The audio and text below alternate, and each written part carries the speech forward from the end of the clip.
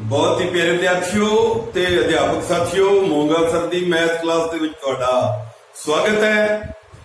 तुहानू पता है कि मैं कई दिनों तो 6वीं तो लैके 10वीं तक दे विद्यार्थियों लई गणित दे MCQs दी एक लड़ी शुरू की हुई है, जिस दे 6 भाग तुहाडी सेवा विच पहला ही हाजिर हो चुके ने। हुण मैं 7वां भाग जिसका संबंध क्लास 10वीं दे MCQs दे नाल है, वो तुहाडे सामने पेश करन जा रहा है। प्यारे विद्यार्थियों, इस दा मकसद ये है कि एक तां जिहड़ा तुसीं ज्ञान पहला हासिल कीता है ਉਹਦੀ ਦੁਹਰਾਈ हो जाती है, ते नाल ही कुछ नवा ज्ञान भी तुहाडे कोल पहुंचदा है, जिहदे नाल भविख विच होण वाली किसी भी ਪ੍ਰੀਖਿਆ ਦੇ ਵਿੱਚ ਤੁਹਾਡਾ ਜਿਹੜਾ ਡਰ ਹੈ ਉਹ ਜ਼ਰੂਰ ਘੱਟ ਹੋ ਜਾਵੇਗਾ ਤੇ ਤੁਹਾਡੀ ਜਿਹੜੀ ਕਾਰਗੁਜ਼ਾਰੀ ਹੈ ਉਹਦੇ ਚ ਵੀ ਲੋੜੀਂਦਾ ਸੁਧਾਰ ਹੋਣਾ ਜਿਹੜਾ ਉਹ ਲਾਜ਼ਮੀ ਹੈ। ਸੋ ਆਪਾਂ शुरू करते हैं। हाँ, इत्थे जिवें 6वीं तो 8वीं तक 400 प्रश्नों का प्रश्न बैंक सी, मैं उहदे विचों लगातारता विच वीडियो लैक्चर बना के शेयर कर रहा है, पर 9वीं ते 10वीं के संबंध में मेरे को इहो जिहा कोई विभाग वालों भेजिया जिहड़ा है प्रश्न बैंक नहीं है। सो मैं अपने वालों ही अप्रैल तो लैके अगस्त तक के सिलेबस के विचों कुछ जिहड़ा मैटीरियल है उसनूं चुन के तुहाडे नाल उसकी चर्चा करनी है, जिहदा तुहानू फायदा जिहड़ा है वो जरूर होवेगा। सो आपां शुरू करते हैं पहले प्रश्न तो। प्रश्न है 229 बटे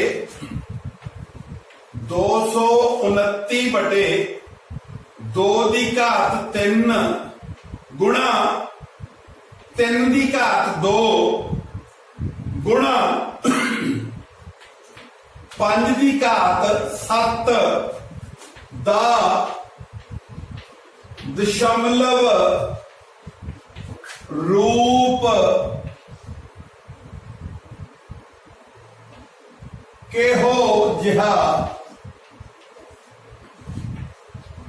होवेगा। अपने कोले ऑप्शंस है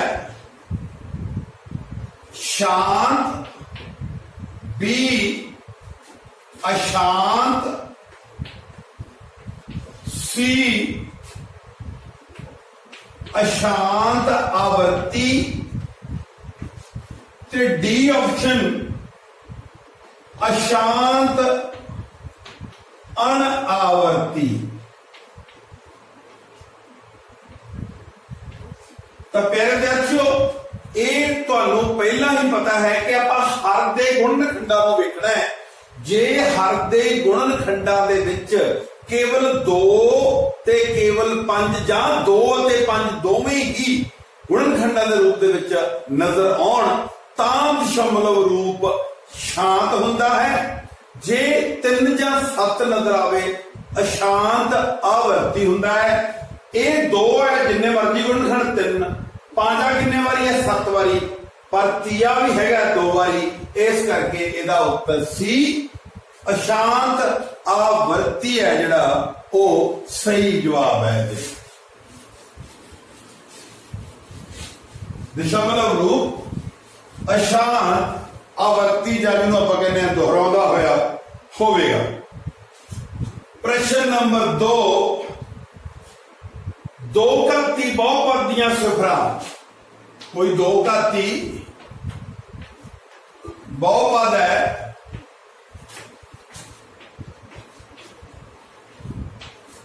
उसके सिफरां 5,-6 हैं। संबंधित बहुपद केड़ा है? तो प्यारे विद्यार्थियों, किसी भी तरह का बहुपद तुहानू ऑप्शन के रूप में मिल जाता है, पर मैं तुहानू इन्हां सिफरां की सहायता नाल बनने वाला असल बहुपद बनाना सिखा देना है, ताकि तुसीं सही ऑप्शन की जिहड़ी चोन कर सको। प्यारे विद्यार्थियों, इत्थे भुलेखा नहीं खाना, ये सिफरां का जोड़ ते सिफरां का गुणनफल नहीं है, ये असल में सिफरां नहीं। यानी कि पहली सिफर 5 है, दूजी सिफर की है -6 है। ਜਦੋਂ ਆਪਾਂ x ਚੱਲ ਵਾਲਾ ਬਹੁਪਦ ਬਣਾਉਣਾ ਹੈ ਤਾਂ ਜਿਹੜਾ ਸਿਫਰ ਦਾ ਰੂਪ ਧਨਾਤਮਕ ਹੈ ਉਹਨੂੰ ਰਿਣਾਤਮਕ ਬਣਾ ਕੇ ਬ੍ਰੈਕਟ 'ਚ ਬੰਦ ਕਰ ਲਓ, ਤੇ ਜਿਹੜਾ ਰਿਣਾਤਮਕ ਹੈ ਉਹਨੂੰ ਧਨਾਤਮਕ ਬਣਾ ਕੇ x ਅੱਗੇ ਲਾ ਕੇ ਉਹਨੂੰ ਬ੍ਰੈਕਟ 'ਚ ਬੰਦ ਕਰ ਲਓ। ਯਾਨੀ ਕਿ ਦੋ ਦਿੱਤੀਆਂ ਹੋਈਆਂ ਸਿਫਰਾਂ ਤੋਂ ਬਹੁਪਦ ਦੇ ਦੋ ਗੁਣਨਖੰਡ ਜਿਹੜੇ ਹੈਗੇ ਆ ਉਹ ਤਿਆਰ ਹੋ ਗਏ। ਤੇ ਜਦੋਂ ਇਹ ਬਹੁਪਦ ਦੇ ਗੁਣਨਖੰਡਾਂ ਨੂੰ ਆਪਾਂ ਗੁਣਾ ਕਰ ਲਾਂਗੇ, ਲਓ ਹੁਣ ਆਪਾਂ ਕੀ ਕੀਤਾ ਹੈ ਕਿ ਦੋਨੇ ਬਹੁਪਦ ਜਿਹੜਾ ਹੈਗਾ ਸੀ ਉਹਦੀਆਂ ਦੋਨੇ ਸਿਫਰਾਂ ਤੋਂ ਗੁਣਨਖੰਡ ਬਣਾ ਕੇ ਅਸੀਂ ਉਹਨਾਂ ਦਾ ਗੁਣਨਫਲ ਪਤਾ ਕਰਾਂਗੇ ਤਾਂ ਲੋੜੀਂਦਾ ਜਿਹੜਾ ਬਹੁਪਦ ਪ੍ਰਾਪਤ ਹੋ ਜੂ। ਤਾਂ ਗੁਣਨਫਲ ਕਿਵੇਂ ਹੁੰਦਾ ਹੈ? x ਨੂੰ ਪਹਿਲਾਂ ਦੋਵਾਂ ਨਾਲ ਗੁਣਾ ਕਰੋ, ਸਾਡੇ ਕੋਲੇ x ਸਕੁਅਰ ਪਲੱਸ 6x ਪ੍ਰਾਪਤ ਹੋ ਜਾਊਗਾ। ਫਿਰ ਮਾਈਨਸ ਦੇ 5 ਨੂੰ ਵੀ ਦੋਹਾਂ ਨਾਲ ਗੁਣਾ ਕਰੋ, ਮਾਈਨਸ 5x ਮਾਈਨਸ 5 ਗੁਣਾ 6 30 ਪ੍ਰਾਪਤ ਹੋ ਜਾਏਗਾ।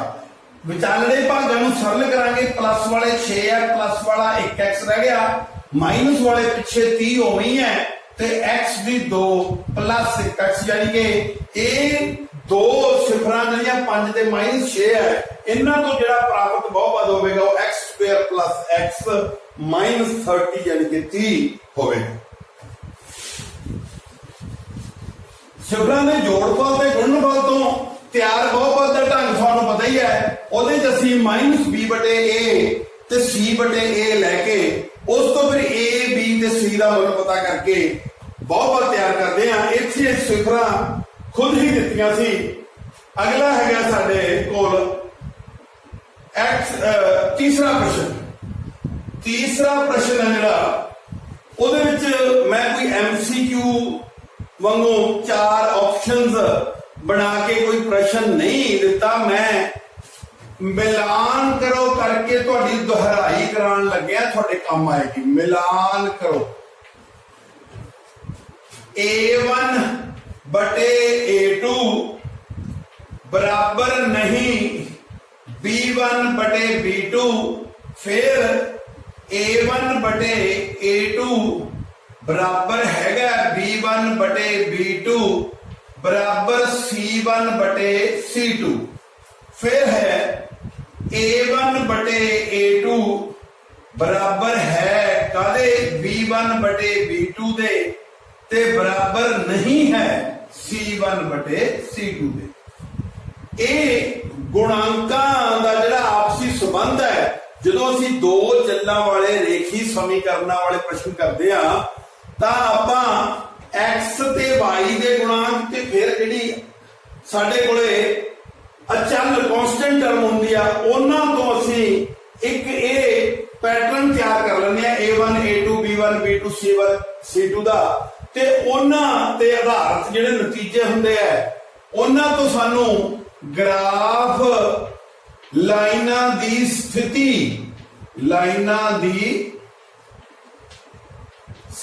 ਪਤਾ ਲੱਗ ਜਾਂਦੀ ਹੈ ਤੇ ਨਾਲ ਹੀ ਹੱਲ ਦੀ ਕਿਸਮ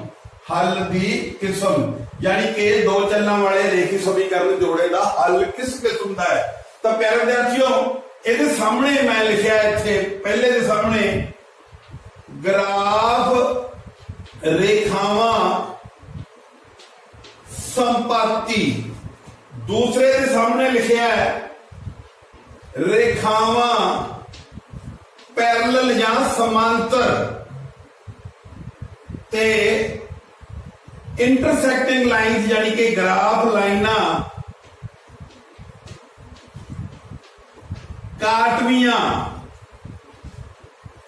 ਹੱਲਾਂ ਦੇ ਵਿੱਚ ਸਾਡੇ ਕੋਲ ਯੂਨੀਕ ਸੋਲੂਸ਼ਨ ਹੁੰਦਾ ਹੈ, ਕਿਉਂ ਅਸੀਂ ਇੱਕ ਹੱਲ ਕਹਿੰਦੇ ਆ, ਵਿਲੱਖਣ ਹੱਲ ਕਹਿੰਦੇ ਆ।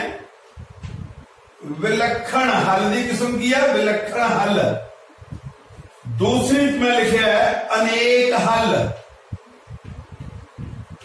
ਤੇ ਤੀਸਰਾ ਹੈ ਕੋਈ ਹੱਲ ਨਹੀਂ। ਤਾਂ ਪਹਿਲਾਂ ਤਾਂ ਮਿਲਾਨ ਕਰਨਾ ਹੈ।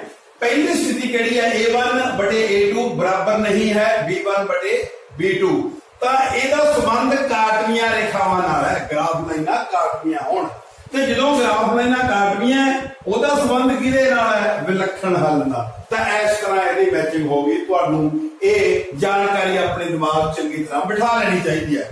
जो a1 बटे a2 बराबर b1 बटे b2 बराबर c1 बटे c2 होगी तो यह स्थिति जिहड़ी हैगी है ये ग्राफ लाइना संपाती होणगियां क्योंकि सारे ही जिहड़े जोड़े होणगे x ते y धुरे दे मुल्लां दे ਉਹ बिल्कुल ਜਿਹੜੇ ਹੈਗੇ ਆ ਉਹ ਇੱਕ ਸਾਰ ਹੋਣਗੇ ਇੱਕ ਦੇ ਉੱਤੇ ਦੂਜੀ ਲਾਈਨ ਆ ਜੂਗੀ ਜਦੋਂ ਗ੍ਰਾਫ ਲਾਈਨਾਂ ਸੰਪਾਤੀ ਹੋ ਗਈਆਂ ਉਹਦਾ ਮਤਲਬ ਹੈ ਵੀ ਅਨੇਕ ਸਾਰੇ ਹੱਲ ਹੈਗੇ ਜੋੜੇ ਦੇ ਤੇ ਫਿਰ ਤੀਸਰਾ ਜਿਹੜਾ ਰਹਿ ਗਿਆ ਉਹਦਾ ਸੰਬੰਧ ਆਪਣੇ ਪਤਾ ਲੱਗ ਗਿਆ ਵੀ a1 ਬਟੇ a2 ਤੋਂ ਬਰਾਬਰ ਹੈ b1 ਬਟੇ b2 ਦੇ ਬਰਾਬਰ ਨਹੀਂ c1 ਤਾਂ ਰੇਖਾਵਾਂ ਸਮਾਂਤਰ ਹੋਣਗੀਆਂ ਤੇ ਕੋਈ ਵੀ हल ना होने वाली स्थिति होगी सो ये तुहानू मैं दोहराई करवाई है ये किसी ना किसी एक या दो प्रश्नों विच ये दोहराई तुहानू काम आ सकती है भविख दे जिहड़ियां तुहाडीआं परीक्षावां होणीआं हुण मैं इस तो अगे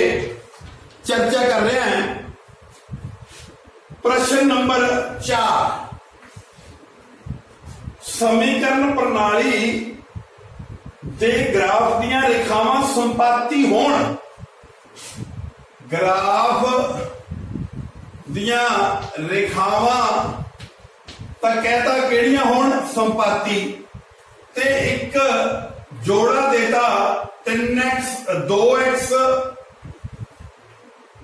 माइनस 3y माइनस 6 बराबर 0 kx माइनस 9y माइनस 18 बराबर 0 ग्राफ दियां रेखावां संपाती होण तां सानू पता है उदों गुणांकां दी की स्थिति हुंदी है a1 बटे a2 बराबर b1 बटे b2 बराबर c1 बटे c2 यानी कि तिन्ने जिहड़े हैगे आ गुणांकां दा अनुपात पहला दूजा ते तीजा वो आपस विच समान होना चाहिदा है हुण इत्थे जे मैं तीजे अनुपात की गल करा तो 6 बटे 18 कट के की आज 1 बटे 3 क्योंकि माइनस ना माइनस कटी जाना 3 बटे 9 ये भी कट के की बन जू 1 बटे 3 माइनस ना माइनस कटी जाना तो 2 बटे k है थल्ले की होवे कि कट के 3 हो जाए k दी थां ते जे मैं 6 लिखा तो ये कट के कितना बनू यानी कि k दा मुल इस स्थिति विच कितना होना चाहिए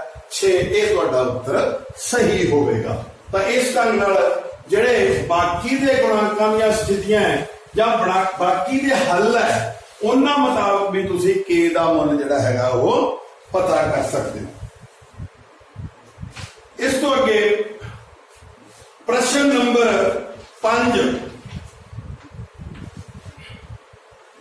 ਹੇਠਾਂ ਲਿਖਿਆਂ ਵਿੱਚੋਂ ਕਿਹੜੀ ਦੋ ਘਾਤੀ ਸਮੀਕਰਨ ਨਹੀਂ ਹੈ ਇੱਕ A ਆਪਸ਼ਨ ਹੈ x square plus 3x plus 5 बराबर 0 बी ऑप्शन साडी x प्लस 1 दूसरी ब्रैकेट दे विच x प्लस 3 बराबर 0 सी ऑप्शन है x प्लस 1 बटे x बराबर 7 ते जिहड़ी डी ऑप्शन है x माइनस 2 सारे दी घात 2 बराबर x square plus 3x plus 5 ਇਹਦੇ ਵਿੱਚੋਂ ਅਸੀਂ ਇਹ ਦੱਸਣਾ ਵੀ ਕਿਹੜੀ ਦੋ ਘਾਤੀ ਸਮੀਕਰਨ ਨਹੀਂ ਹੈ ਜਿਹਦੇ ਵਿੱਚ ਦੋ ਘਾਤ ਵਾਲਾ ਜਿਹੜਾ ਭਾਗ ਹੈ ਉਹ ਗਾਇਬ ਹੋ ਜਾਏ ਜਾਂ ਦਿਸਦਾ ਹੀ ਨਾ ਹੋਵੇ ਉਹ ਦੋ ਘਾਤੀ ਸਮੀਕਰਨ ਨਹੀਂ ਹੋ ਸਕਦੀ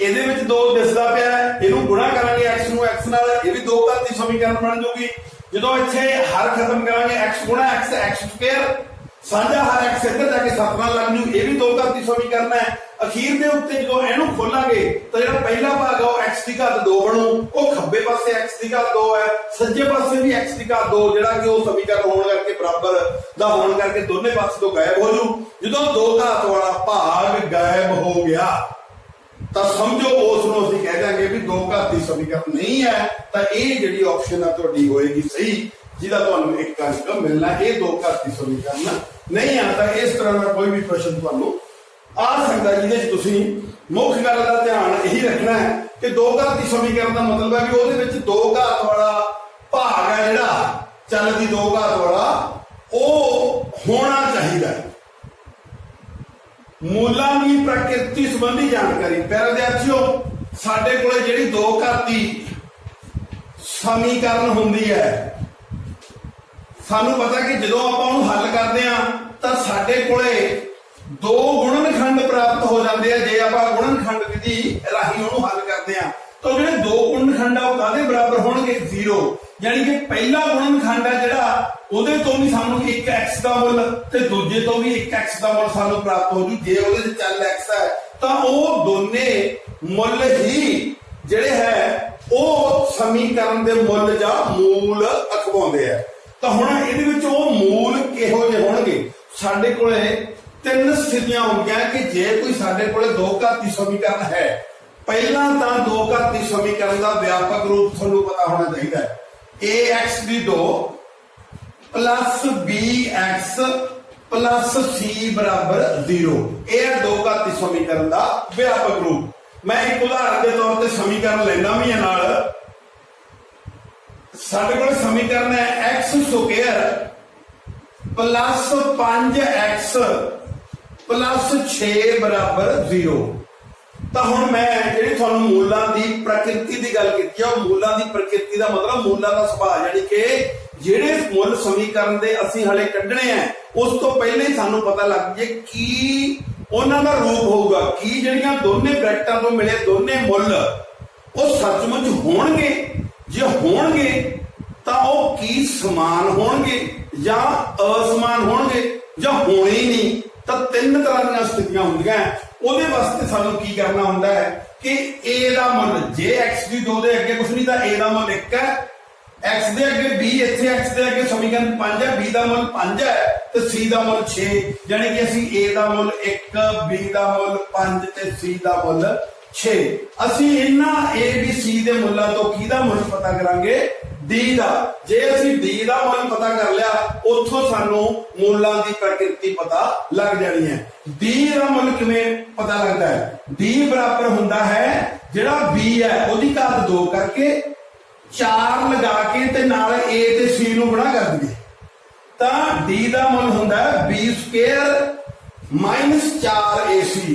ਮੰਨ ਲਓ ਇਸ ਸਮੀਕਰਨ ਦੇ ਅਸੀਂ ਮੁੱਲਾਂ ਦੀ ਪ੍ਰਕਿਰਤੀ ਪਤਾ ਲਾਉਣੀ ਹੈ ਤਾਂ d ਦਾ ਮੁੱਲ ਪਤਾ ਲਾਵਾਂਗੇ। ਮੈਂ ਇੱਥੇ ਲਿਖ ਦੇਣਾ ਹੈ ਵੀ ਜੇ ਦਾ d ਦਾ ਮੁੱਲ ਵੱਡਾ ਹੋਇਆ 0 ਤੋਂ, ਯਾਨੀ ਕਿ ਕੋਈ ਵੀ ਮੁੱਲ ਹੋਇਆ ਪਲੱਸ ਵਾਲਾ ਉਹ ਮੁੱਲ 0 ਤੋਂ ਵੱਡਾ ਹੁੰਦਾ ਹੈ ਤਾਂ ਜਿਹੜੇ ਇਹਦੇ ਮੂਲ ਆਉਣਗੇ ਉਹ ਹੋਣਗੇ ਜ਼ਰੂਰ ਤੇ ਭਿੰਨ ਭਿੰਨ ਹੋਣਗੇ। ਯਾਨੀ ਕਿ ਜਿਹੜੇ ਦੋ ਮੁੱਲ ਹੋਣਗੇ x ਦੇ ਉਹ ਅੱਡੋ ਅੱਡ ਹੋਣਗੇ, ਭਿੰਨ ਭਿੰਨ।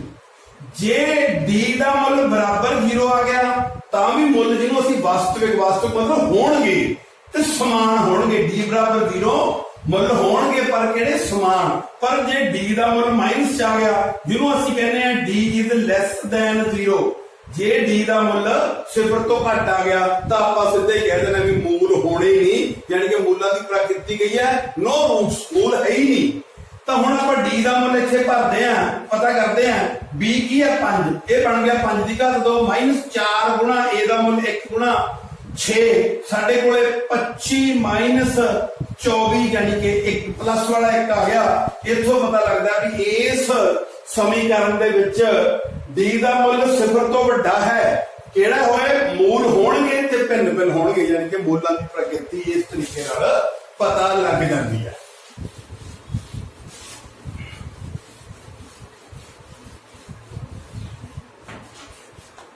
ਇਸ ਤੋਂ ਅੱਗੇ ਪਿਆਰੇ ਵਿਦਿਆਰਥੀਓ ਮੈਂ ਪ੍ਰਸ਼ਨ ਨੰਬਰ 7 ਤੇ ਪਹੁੰਚ ਗਿਆ। ਕਿਹੜੀ ਸਥਿਤੀ ਤੋਂ ਪ੍ਰਾਪਤ ਅੰਕੜੇ ਅੰਕ ਗਣਿਤਕ ਲੜੀ ਨਹੀਂ ਬਣਾਉਂਦੇ? ਤਾਂ ਪਿਆਰੇ ਵਿਦਿਆਰਥੀਓ ਤੁਹਾਡੀ ਕਿਤਾਬ ਦੇ ਵਿੱਚੋਂ ਵੀ ਇੱਕ ਸਵਾਲ ਹੈ, ਤੁਸੀਂ ਵੇਖ ਲਿਓ। ਮੈਂ ਸਾਰਾ ਨਹੀਂ ਲਿਖਦਾ, ਟਾਈਮ ਦੀ ਮੈਨੂੰ ਬਚਤ ਕਰਨ ਦੀ ਲੋੜ ਹੈ। ਉਹਦੇ ਵਿੱਚ ਕੀ ਹੈ ਕਿ ਟੈਕਸੀ ਦਾ ਕਿਰਾਇਆ ਜਦੋਂ ਪਹਿਲੇ ਕਿਲੋਮੀਟਰ ਦਾ ਦਿੱਤਾ ਹੋਵੇ ਤੇ ਉਸ ਤੋਂ ਬਾਅਦ ਹਰੇਕ ਨਵੇਂ ਕਿਲੋਮੀਟਰ ਦਾ, ਇਹਦੇ ਨਾਲ ਵੀ ਜਿਹੜੀ ਅੰਕੜੇ ਪ੍ਰਾਪਤ ਹੋਣਗੇ ਉਹ ਅੰਕ ਗਣਿਤਕ ਲੜੀ ਹੋਊਗੀ।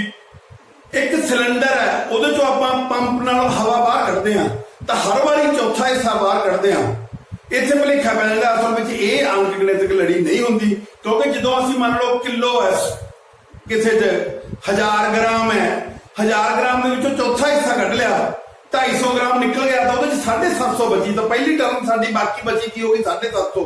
हुण 750 का जो चौथा हिस्सा कटांगे तो वह 250 तो घट होगा, यानी कि ਜਿਹੜਾ उदू बाद कटांगे वो उस तो घट होगा। इस तरह कुल मिला के ਜਿਹੜੀਆਂ 4 ਜਾਂ 5 ਅਸੀਂ ਟਰਮਾਂ ਲਿਖਾਂਗੇ ਏਪੀ ਦੀਆਂ, ਉਹਨਾਂ ਦਾ ਸਾਂਝਾ ਅੰਤਰ ਸਮਾਨ ਨਹੀਂ ਹੋਊ, यानी कि सिलेंडर चों वारी-वारी चौथा हिस्सा गैस जे कड्ढी जाने आ तां बाकी बची गैस तो प्राप्त अंकड़े अंकगणित लड़ी नहीं हुंदे।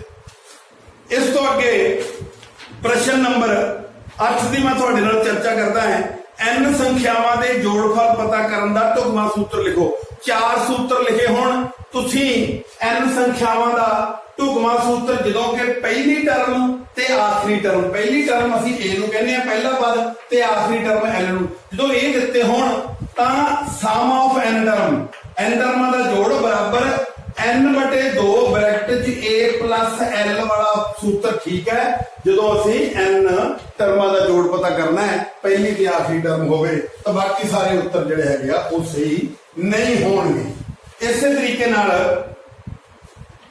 9वां प्रश्न है, 2 अंकगणितक लड़ियां है, उन्हां दे साझा अंतर उन्हां दा बराबर है। 2 अंकगणितक लड़ियां वख-वख है, उन्हां दा साझा अंतर बराबर है। तां आपां पहली लड़ी दे भी 100वें पद ते पहुंच गए ते दूजी लड़ी दे भी 100वें पद ते पहुंच गए। 100वें पदां दा अंतर इन्हां ने विच देता भी 100 है। ਕਹਿੰਦੇ ਜੇ ਅਸੀਂ ਉਹਨਾਂ ਹੀ ਦੋਵੇਂ ਲੜੀਆਂ ਦੇ 1000ਵੇਂ ਪਦ ਤੇ ਪਹੁੰਚ ਗਏ ਤਾਂ ਉਹਨਾਂ 1000ਵੇਂ ਪਦਾਂ ਦਾ ਅੰਤਰ ਕਿਉਂ ਉਨਾ ਹੀ ਹੋਊਗਾ। ਜਦੋਂ ਕਿਸੇ ਦੋ ਲੜੀਆਂ ਦਾ ਸਾਂਝਾ ਅੰਤਰ ਸਮਾਨ ਹੋਵੇ ਤਾਂ ਪਹਿਲੇ ਦੂਜੇ ਦੋ ਪਦਾਂ ਦਾ ਅੰਤਰ ਵੀ ਉਹੀ ਹੋਊ, 50ਵੇਂ ਪਦਾਂ ਦਾ ਅੰਤਰ ਵੀ ਹੋਊ, ਲੱਖਵੇਂ ਪਦਾਂ ਦਾ ਅੰਤਰ ਵੀ ਉਹੀ ਹੋਊ ਜਿੰਨਾ 100ਵੇਂ ਪਦਾਂ ਦਾ ਅੰਤਰ ਹੈ। ਤਾਂ 100ਵੇਂ ਪਦਾਂ ਦਾ ਅੰਤਰ 100 ਹੈ ਤਾਂ 1000ਵੇਂ ਪਦਾਂ ਦਾ ਅੰਤਰ ਵੀ 100 ਹੀ ਹੋਊਗਾ। ਇਸ ਨੂੰ ਤੁਸੀਂ सही ढंग नाल टिक करना है। साडे कोल अगले 10वां प्रश्न है, an बराबर 3 जोड़ an बराबर 3 + 4n इस तो प्राप्त अंकगणितक लड़ी तुहानू कितनियां सारियां 4 लड़ियां देतियां, पर इस तो प्राप्त सही लड़ी किहड़ी होगी जिहड़ी an यानी कि a तो बाद n दा मान 1 भरीए 3 प्लस फिर सज्जे पासे भी n दा मान गुणा करके 4 दे नाल n गुणा 1, पहला पद की प्राप्त होया a1 3 + 4 = 4 7, पहला पद 7 प्राप्त हो। जे असी a दा मान 2 भरदे आ दूजा पद पता कर ली तो 3 जोड़ 4 गुणा इत्थे 1 दिशा दे 2 तो 3 जोड़ 4 दूनी 8 कितना हो गया 11। तो केड़ी लड़ी सही होगी जिहदा पहला पद 7 4 दा अंतर पा के 11 4 दा अंतर पा के 15 ते 4 दा अंतर पा के 19 आदि होगा। तो इस तो प्राप्त जिहड़ी अंकगणितक लड़ी आ वो सही लड़ी होगी। इस तो अगे मेरे विद्यार्थियों मैं एक बहुत इंपॉर्टेंट प्रश्न कर लगे हैं। 11वां तुहानू दिता 3 वारी मध्यिका, कहते इधरले पासे लिखता उन्होंने बहुत प्यारे विद्यार्थियों एक बहुत ही महत्वपूर्ण संबंध है। 3 वारी मीडियन बराबर मोड प्लस 2 वारी मीन की है। जे अंकड़ा विज्ञान दे एक प्रश्न दे विच सानू कहा जावे कि तुसी उसे ही अंकड़ियां तो मीडियन भी पता करना है, उन्ना ही अंकड़ियां तो मोड भी पता करना है, तो उन्ना ही अंकड़ियां तो मीन भी पता करना है। तो इस तरह केंद्री प्रवृत्ति दे जेडे 3 माप मेथड्स ऑफ सेंट्रल टेंडेंसी जेडे प्राप्त होणगे उन्हां विच आपसी संबंध की होएगा कि उसे प्रश्न दे मीडियन दा तिगुना करके बराबर उसे प्रश्न का मोड़ विच जोड़ दिए दुगना करके मीन, तो 3 वारी मीडियन बराबर होगा मोड़ प्लस 2 वारी मीन। इसनू पंजाबी कहांगे 3 वारी मध्यिका बराबर है बहुलक प्लस 2 वारी मध्यमान। तो बहुत महत्वपूर्ण संबंध है, इनू याद रखियो किसी भी रूप च आ जाए तो इनू ध्यान च रखते हुए तुसीं अपने सही विकल्प की चोण करनी है। तो अंकड़ा विज्ञान दे विच ही प्यारे विद्यार्थियों वर्गीकृत अंकड़े हुंदे हैं जिन्हों असीं वर्ग अंतरालां वाले अंकड़े भी कह दिंदे हैं। उन्हां दे विच जदों सानू मध्यिका या बहुलक पता करन लई कहंदे आ तो असीं उन्हां दे सूत्र याद रखने आ, सानू काम आउणगे। मध्यिका लई की सूत्र है? मध्यिका लई सूत्र है मध्यिका बराबर है L यानी कि वर्ग अंतराल की ਹੇਠਲੀ ਸੀਮਾ ਹੁੰਦੀ ਹੈ L plus N ਬਟੇ 2 minus CF बटे F ब्रैकेट बंद गुणा H, यानी कि दोने ਜਿਹੜੇ ਸੀਮਾਵਾਂ ਹੁੰਦੀਆਂ ਵਰਗ ਅੰਤਰਾਲ ਦੀਆਂ ਉਹਨਾਂ ਦਾ ਜਿਹੜਾ ਅੰਤਰ ਹੁੰਦਾ ਉਹ H ਹੁੰਦਾ ਹੈ। ਇਸੇ ਤਰ੍ਹਾਂ ਹੀ ਤੁਸੀਂ ਬਹੁਲਕ ਵਾਸਤੇ ਵੀ ਜਿਹੜਾ ਸੂਤਰ ਬਣਿਆ ਹੋਇਆ ਹੈ ਵਰਗੀਕ੍ਰਿਤ ਅੰਕੜੇ ਦਾ ਬਹੁਲਕ ਉਹ ਵੀ ਯਾਦ ਰੱਖਣਾ ਹੈ। ਬਹੁਲਕ ਯਾਨੀ ਕਿ ਮੋੜ ਬਹੁਲਕ ਬਰਾਬਰ ਹੈ, ਇਹਦੇ ਚ ਦੋ ਚੀਜ਼ਾਂ ਬਰਾਬਰ ਹੀ ਹੁੰਦੀਆਂ, ਇਹਦੇ ਵਿੱਚ ਵੀ L ਪਲੱਸ ਤੋਂ ਸ਼ੁਰੂ ਹੁੰਦਾ ਹੈ, L ਪਲੱਸ ਬਾਅਦ ਦੇ ਵਿੱਚ ਬ੍ਰੈਕਟ ਹੁੰਦੀ ਹੈ, ਐਂਡ ਦੇ ਵਿੱਚ ਗੁਣਾ H ਹੁੰਦਾ ਹੈ, ਉਹ ਚੀਜ਼ ਇਹਦੇ ਵਿੱਚ ਵੀ ਹੈ। ਪਰ ਇਹਦੇ ਵਿੱਚ F1 ਮਾਈਨਸ F0 ਬਟੇ ਦੁੱਗਣਾ F1 minus F0 minus F2। ਤਾਂ ਇਸ ਢੰਗ ਨਾਲ ਤੁਸੀਂ ਇਹ ਬਹੁਲਕ ਦਾ ਜਿਹੜਾ ਸੂਤਰ ਹੈ ਉਹ ਯਾਦ ਕਰ ਲੈਣਾ ਹੈ। ਇਹ ਵੀ ਅਧੂਰਾ ਸੂਤਰ ਆ ਜੇ ਤਾਂ ਤੁਹਾਨੂੰ ਪੂਰਾ ਕਰਨ ਲਈ ਕਿਹਾ ਜਾ ਸਕਦਾ ਹੈ, ਜਾਂ ਕਿਸੇ ਵੀ ਰੂਪ ਦੇ ਵਿੱਚ ਤੁਹਾਨੂੰ ਇਹ ਪ੍ਰਸ਼ਨ ਦੇ ਵਿੱਚ ਜ਼ਰੂਰਤ ਪੈ ਸਕਦੀ ਹੈ ਤਾਂ ਤੁਸੀਂ ਬਹੁਲਕ ਤੇ ਇਹ ਮੱਧਿਕਾ ਵਾਲੇ ਸੂਤਰ ਉਹ ਯਾਦ ਕਰ ਲੈਣੇ। ਇਸ ਤੋਂ ਅੱਗੇ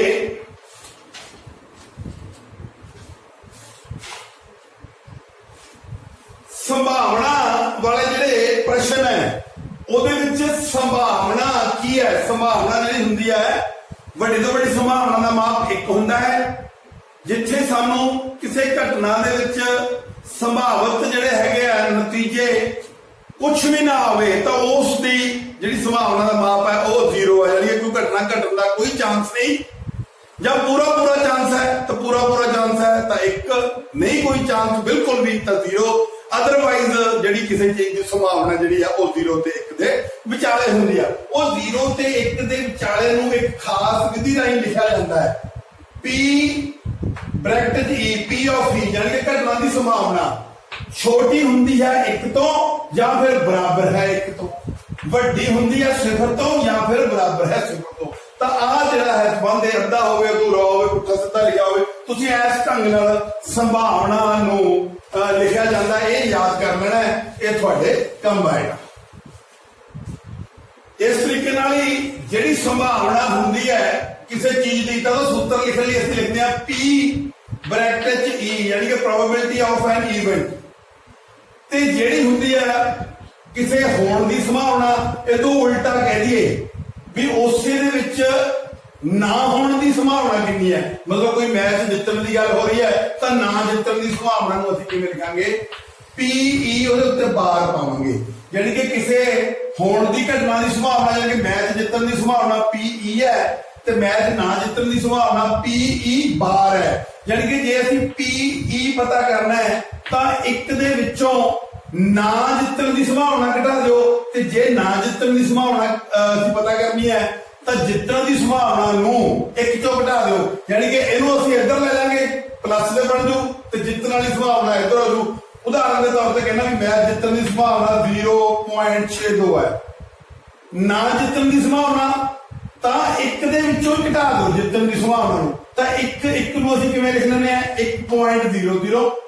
ਮੈਚ ਜਿੱਤਣ ਦੀ ਸੰਭਾਵਨਾ ਅਸੀਂ 0.62, ਇਹਨੂੰ ਮਾਈਨਸ ਕਰਾਂਗੇ, 10 ਤੋਂ 2 ਗਏ 8, 9 ਤੋਂ 6 ਗਏ 3, ਯਾਨੀ ਕਿ ਆਹ ਕੀ ਹੈ ਸਾਡਾ 1, ਇਹ ਤਾਂ ਆ ਵਾਲਾ 1 ਹੈ। ਇਹਦੇ ਚੋਂ ਅਸੀਂ ਘਟਾਤੀ ਨਾ ਜਿੱਤਣ ਦੀ ਸੰਭਾਵਨਾ ਤਾਂ ਜਿੱਤਣ ਵਾਲੀ ਸੰਭਾਵਨਾ ਆ ਜੂ, ਤੇ ਜੇ ਜਿੱਤਣ ਵਾਲੀ ਸੰਭਾਵਨਾ ਦਿੱਤੀ ਹੈ ਤਾਂ ਨਾ ਜਿੱਤਣ, ਯਾਨੀ ਕਿ ਆਹ ਨਾ ਜਿੱਤਣ ਦੀ ਸੰਭਾਵਨਾ ਹੈ PE ਬਾਰ, ਇਹਨੂੰ ਅਸੀਂ ਕਹਿ ਦਾਂਗੇ PE। ਤਾਂ ਇਸ ਢੰਗ ਨਾਲ ਤੁਸੀਂ 1 ਦੇ ਵਿੱਚੋਂ PE ਘਟਾਓਗੇ ਤਾਂ PE ਬਾਰ ਬਣ ਜੂਗਾ ਜਿਹੜਾ ਉੱਤਰ ਹੈ, ਤੇ 1 ਦੇ ਵਿੱਚੋਂ PE ਬਾਰ ਘਟਾਓਗੇ ਤਾਂ ਉਹ PE ਵਾਲਾ ਉੱਤਰ ਜਿਹੜਾ ਹੈ ਉਹ ਬਣ ਜਾਏਗਾ।